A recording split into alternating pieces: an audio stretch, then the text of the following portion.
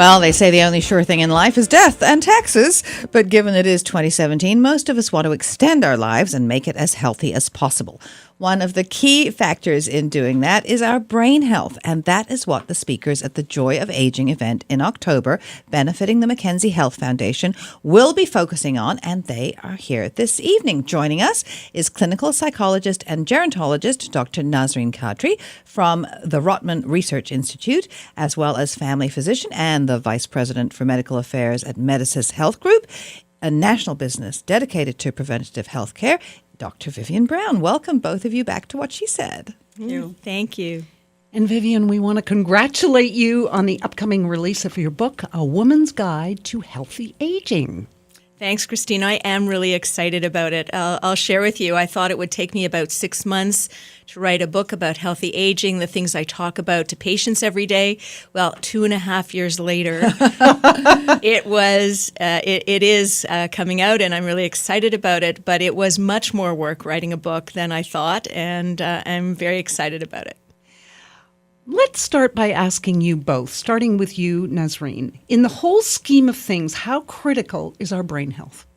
Our brain health is really very critical because it really underlies how we feel about ourselves. So our sense of self comes from our brain and our mind. So our emotions, our ability to think and concentrate and remember, and our sense of well-being as well. So I would say it's key. Mm-hmm. Yeah, I would obviously agree with that. And I think what's really important is when we look at quality of life, if you don't have good cognition, if you aren't able to think, if you aren't able to live independently, if you're not able to take care of yourself because you've had deterioration in your brain, your quality of life really crashes. So when I look at other chronic diseases, when you have a chronic brain issue, it really affects everything. But how much of our brain health is actually in our control? Well, that's a really good question, Kate. And Nasreen and I were talking about this earlier. Mm-hmm. And one of the phrases that we both use and that we're going to share with the audience on October 22nd is your brain is in your hands. You know, part of what you do every day affects your brain health. And a good portion of that is in your control. Blood flow, exercise, nutrition, stress, all of this affects brain, and all of this is in your control. Not everything is unexpected.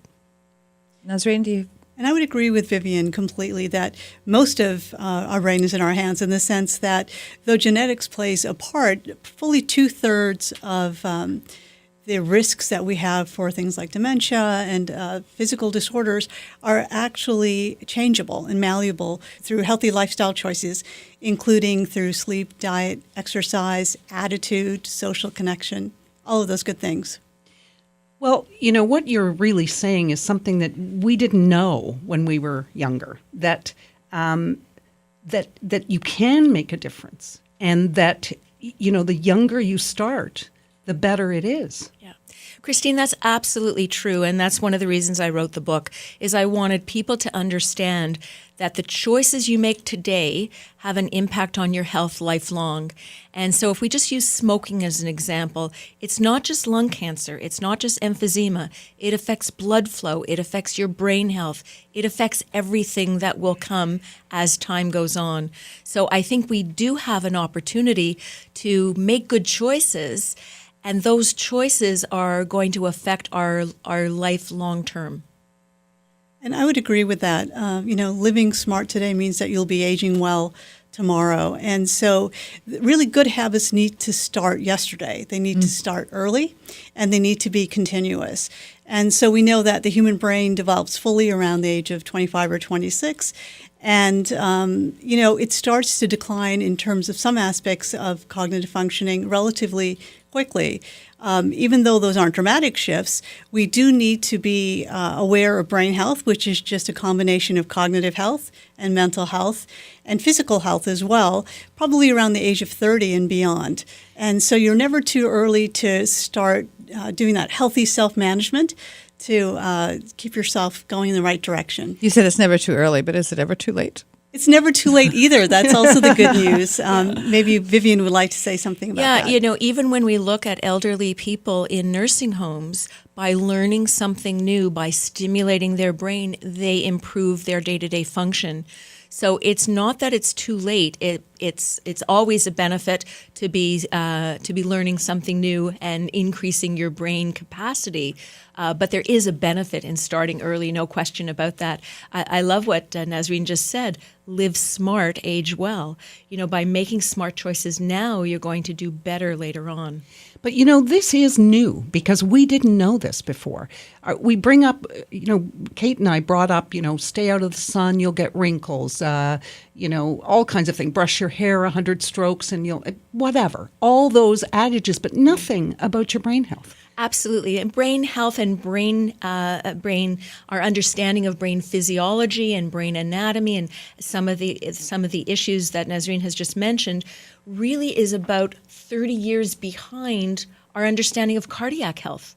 Cardiac health in the 60s was not well understood. We talked about type A personalities and certain personality features, but we didn't really understand all the things that impact on cardiac health. Well, that's where we are now with brain health, particularly in women. We're not understanding all of the issues, but there's a lot of research going on in this area. Now, let me ask you, I've had this discussion with a number of people who are at retirement age and have decided to keep going, not for the money, but for the mental stimulus. Does that have an impact?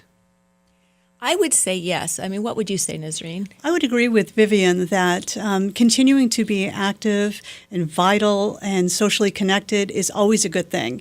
And so as we go through transitions in life, whether it's family life, retirement, or something else, we need to make sure that we have something in place of that. So if people want to continue with volunteerism, with work, with a legacy career, it can be different for different people. No, but exactly. I think that staying active is extremely key. And engaged, things that engage your brain. So Nasreen has used the term social connectedness. That's really the key. You need to be connected in your community, and whether that connection is through your work or through other things that you choose to do. People who are socially connected, people who are not lonely. Loneliness is a really deadly thing for the brain.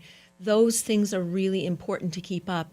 And so as one goes through a transition, you mentioned retirement, and that may be where someone is at. Those transitions, you still want to keep up that social connectedness and maintain, that lifestyle so that you're not lonely and isolated. That's when you start to do poorly. Because there is a connection between the brain and depression. Yes.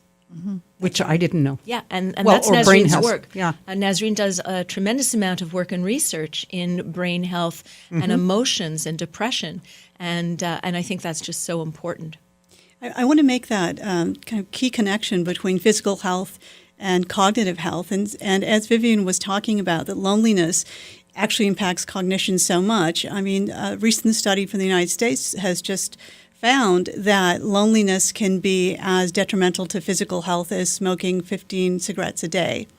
And so just like we don't encourage people to smoke and we discourage it very strongly for a variety of reasons, we say the same thing about social connectedness. I think that I couldn't agree more with Vivien's message today that people need to stay socially connected because it gives us meaning, it gives us the love and sense of belonging that we need, it gives us interaction and motivation. So people should come and hear you speak and socialize at the Joy of Aging event. Absolutely. And you know what? And I think we say that, and we really want to give the audience and the people that attend kudos. It's, everybody's got demands on their time and on their family life.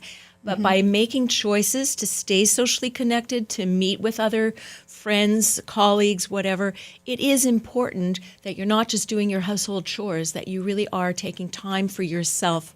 And taking time for yourself is not selfish, it's actually selfless as you take care of your health. So let's give them some websites. It's joyofaging.com? CA. .ca? I think it's joyofaging.ca. Mm-hmm. And where can people get your book? I'm really excited about the book. It will be in Indigo as of September 25th. It's online at amazon.ca as of September 23rd.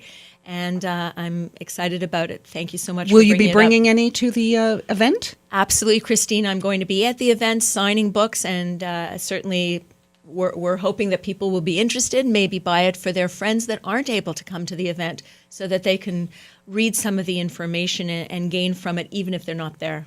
Thank you both so much for joining us this evening. Thank you so much. Thank you. This is what she said. Stay with us.